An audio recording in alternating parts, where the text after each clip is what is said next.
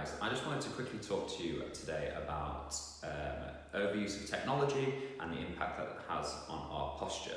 So whether it's to do with our new working environment, laptops and computers at home, on desks or standing, or driving to work sat in a car for a long commute, or whether it's recreational in terms of being on our phone or gaming or anything that's in front of us. We are spending more and more time in two different postures, which are creating a number of problems with our body. So the first posture is a pronated posture, so we see lots of rounded shoulders, very hunched backs, and that gives us weakness through the chest and the front of our shoulders, as well as the back of our shoulders and into the centre of our upper back. And then the second posture is a lordotic posture, so I think when we're sat down leaning forwards and using our computer, or sat driving, we tend to be in that lordotic posture where our hips are in a weakened position and our hamstrings and glutes are in a lengthened and weakened position as well. All of these culminate in various forms of pain. Lower back pain is pretty common, sciatic pain, so any pain down the side of our legs, and then shoulder impingement and any pain raising our shoulder overhead in these movements here. If that sounds like something that you're experiencing, then I've got a couple of different circuits that will help with relieving that pain and strengthening those areas involved. So the first one is going to be an upper body circuit. So for this, ideally we'll use a resistance band, but a TheraBand or anything like that will work really well. We're going to fix our elbows into our sides, and we're going to grip onto the band with an underhand grip. This whole time we're going to keep our elbows pinned into our sides, and we're going to rotate externally as far as we can. Little pause at our biggest point of movement, so as wide as we can, and come back in. What I don't want us to do is create more range by letting our elbows lift off away from our sides. Keep them really strictly tucked in, and you should feel that stretch and strengthening movement through the back of our shoulders. So that's movement one.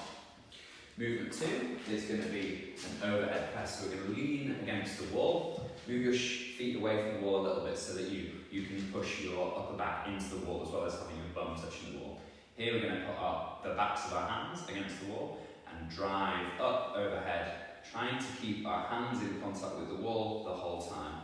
As you can see, I can get to about here before my hands want to start coming away. So we're really trying to combat that by pushing our hands back firmly into the wall, whilst maintaining our back and bum connected to the wall too. So that's the two strengthening movements. A couple of stretches to have a look at. The first one's for a chest stretch. So we're going to use a bench or a bed or a sofa. We're going to place our forearm onto the edge of there and just let our body weight drop through and turn away from that bench. Here we should be creating a big stretch here. You may have seen this done on a door frame where you're leaning through, but I find it more effective to use the weight of our body to stretch our chest there. And then the final stretch is going to be a child's pose. So we're going to kneel down with our feet slightly narrower than our knees, and we're going to wriggle our hands out as far as we can in front, trying to press our forehead into the floor. This should be a big stretch across the top of our back and into our shoulders, and then with that circuit on repeat, so I would do 10 reps and 30 seconds, and then have a little rest, and then go back through that a couple more times. We've got a lower body circuit, so one of the first things we're going to do is stretch into our hip flexors. So we're going to kneel down with one leg and then one leg up. We're going to try and create a nice right angle in all of our joints. And then we're going to think about pushing our hips through, so there's a stretch here. What we're not doing is leaning over and lunging. So keep that hip and pelvis tucked under and push through from there. Not a very big movement, but you should feel the stretch up the front of your thigh and into that hip flexor. Secondary to that, we're going to have a look at a hip flexor raise. So we're going to stick one foot on something raised if you're fairly flexible, something like a bench. If not so much, then a lower step is absolutely fine. And all we're going to do from there is balance through one leg and lift through the other. So that top end range of movement is all in your hip flexors. So that is working those hip flexors, like that. And then we just switch sides and do exactly the same on the other side.